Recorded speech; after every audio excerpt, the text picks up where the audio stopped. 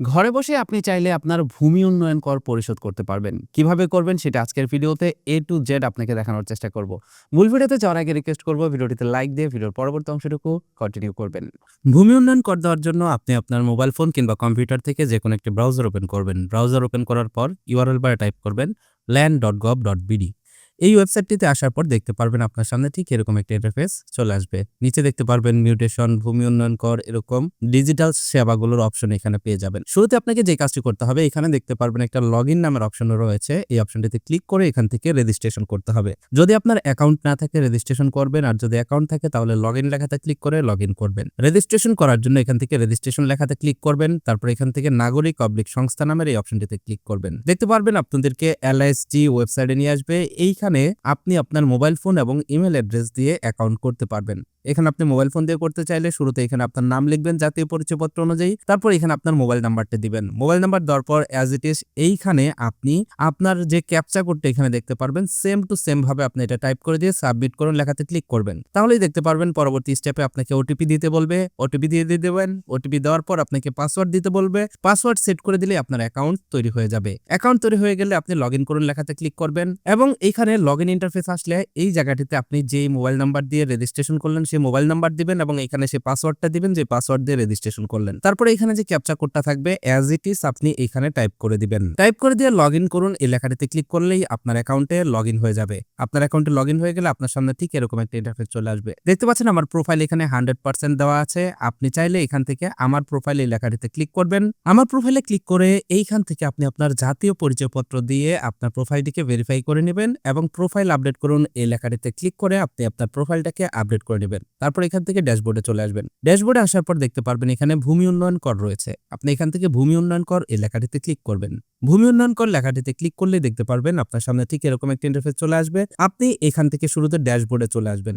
ড্যাশবোর্ডে আসলেই দেখতে পারবেন এখানে আপনি সর্বমোট কয়টা হোল্ডিং দিয়েছেন, এখানে সর্বমোট আপনার দাখিলা কয়টা হয়েছে, এগুলো আপনি এখান থেকে দেখতে পারবেন। তো এখানে শুরুতে আপনাকে যে কাজটি করতে হবে, ভূমি উন্নয়ন কর দেওয়ার জন্য আপনাকে খতিয়ান যুক্ত করতে হবে। এর জন্য এখান থেকে খতিয়ান লেখাতে ক্লিক করবেন। খতিয়ান লেখাতে ক্লিক করলে দেখতে পারবেন আপনার সামনে এরকম একটা ইন্টারফেস চলে আসবে। এইখানে আপনি দেখতে পারবেন নতুন খতিয়ান তথ্য প্রদান করতে ক্লিক করুন, এই লেখাটিতে ক্লিক করবেন। এখানে ক্লিক করার পর শুরুতে এখানে আপনাকে আপনার খতিয়ানের তথ্য দিয়ে আপনার খতিয়ানটিকে অ্যাড করে নিতে হবে। এখান থেকে শুরুতেই আপনার জমি যে জায়গায় যে বিভাগে সেই বিভাগটা সিলেক্ট করবেন। তারপর এখান থেকে আপনার জেলা সিলেক্ট করবেন। এখান থেকে আপনি আপনার উপজেলা সিলেক্ট করবেন। এখান থেকে আপনি আপনার মৌজা সিলেক্ট করবেন। মৌজা সিলেক্ট করার পর এখান থেকে জরিপের ধরন সিলেক্ট করবেন। CS, RS, SF, AT যেটা আছে সেটা সিলেক্ট করবেন। এরপর এখানে আপনি খতিয়ান নাম্বারটি দিয়ে যাচাই লেখাতে ক্লিক করবেন। যদি যাচাই হয় তাহলে এখানে হোল্ডিং নাম্বার চলে আসবে এবং অন্যান্য তথ্যগুলো চলে আসবে। আর যদি যাচাই না হয় তাহলে এরকম রেড সিগন্যাল চলে আসবে। এবার আপনি এইখানে হোল্ডিং নাম্বারটি দিয়ে দিবেন, টাইপ করে দিবেন। যদি হোল্ডিং নাম্বার আপনার খতিয়ানে লেখা থাকে সেই হোল্ডিং নাম্বারটা দিয়ে আপনার যে খতিয়ানটা আছে সেটাকে স্ক্যান করে বা ছবি তুলে আপনি এইখানে অ্যাটাচ করে দিবেন। মনে রাখবেন এখানে ফাইলটা JPG ফরম্যাটের হতে পারবে, PDF ফরম্যাটের হতে পারবে এবং সর্বোচ্চ 2 মেগাবাইটের ভিতরে হতে হবে। তারপর এখান থেকে মালিকানা ধরন সিলেক্ট করে সংরক্ষণ এই লেখাটিতে ক্লিক করবেন। এখানে ক্লিক করলে দেখতে পারবেন আপনার সেই খতিয়ানটা এখানে যুক্ত হয়ে যাবে। যদি পর্যাকৃত ভেরিফাইড হয়ে থাকে তাহলে এখানে দেখতে পারবেন এটা এরকম সবুজ হয়ে যাবে, আর যদি ভেরিফাইড না হয়ে থাকে তাহলে এরকম পিঙ্ক কালার হয়ে থাকবে। তো এখানে যখন এটা অপেক্ষমান থাকবে তখন আপনাকে অপেক্ষা করতে হবে এটা অ্যাপ্রুভালের জন্য। এটা অ্যাপ্রুভাল পেতে কিছুদিন সময় লাগতে পারে। আপনি যদি এখানে কিছুদিন অপেক্ষা করার পরেও যদি আপনি এইখান থেকে এটা অ্যাপ্রুভাল না পান তাহলে আপনি যেটা করবেন আপনার ইউনিয়ন ভূমি অফিসে চলে যাবেন অথবা আপনার উপজেলা ভূমি অফিসে গিয়ে একটু খোঁজ নেবেন, তারা এখান থেকে এটা অটোমেটিক্যালি অ্যাপ্রুভ করে দিবে। অনুমোদিত হয়ে গেলে দেখতে পারবেন আপনার এখানে এরকম অনুমোদিত এরকম লেখা চলে আসবে। আপনি এখানে অনুমোদিত এই লেখাটি চলে আসলে চলে যাবেন হোল্ডিং তালিকায়। যখন এটা অনুমোদিত হয়ে যাবে তখন এটা হোল্ডিং তালিকাতে যুক্ত হয়ে যাবে। হোল্ডিং তালিকাতে ক্লিক করলে দেখতে পারবেন এখানে আপনার হোল্ডিং গুলো শো করতেছে। এখানে মৌজা, হোল্ডিং নাম্বার, খতিয়ান নাম্বার এগুলো দেখতে পারবেন এবং দেখতে পাচ্ছেন এখানে আমি যে হোল্ডিংটি বা যে খতিয়ানটি যুক্ত করেছি এটা সর্বশেষ কর পরিশোধ করা হয়েছিল 24 এবং 25 সালে, তার মানে 2024-25 এর জন্য কর পরিশোধ করা হয়েছিল। এবার আমরা এটাকে আপডেট করব বা কর পরিশোধ করব 25-26 এর জন্য।